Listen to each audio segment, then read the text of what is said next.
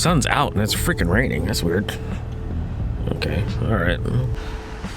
All right, guys, so here we go. Just want to give you guys my first impressions on the A90SHOP Delta Wing. As you guys can see, we got it fully installed. Install was pretty much straightforward, pretty simple. There's a bunch of videos already online about the A90SHOP Delta Wing, and there you go. I wanted to try it out for myself after seeing it in person, after visiting A90SHOP myself during one of my recent trips to Las Vegas, and I said to myself, you know what? I gotta have this wing, but more on that later. Now, the question is this wing for me? Do I like it?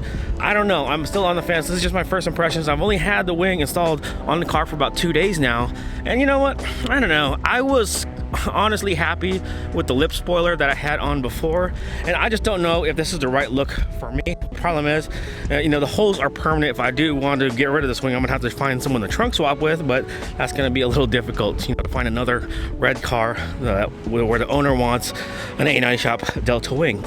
You know, but you know, in the meantime, oh, before I get to go any further, yes, this is a Voltex replica wing, and yes, also you can also find this spoiler on eBay, because I know you guys are going to say that, for I don't know, $500 or $600. But with that said, you know, I wanted to support A90SHOP, you know, purchased it through them. This is not sponsored, by the way, but they did give me, you know, a considerable discount to purchase this wing.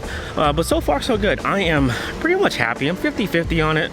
Not gonna lie to you guys, just not sure if it's for me. Now here's the thing for you guys.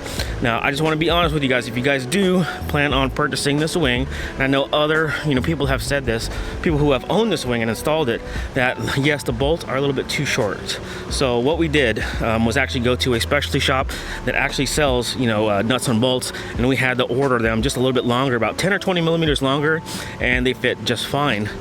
And as you can see, the problem is the middle ones, we didn't use the middle ones because I'll show you when we pop the trunk why we didn't use the metal mounts.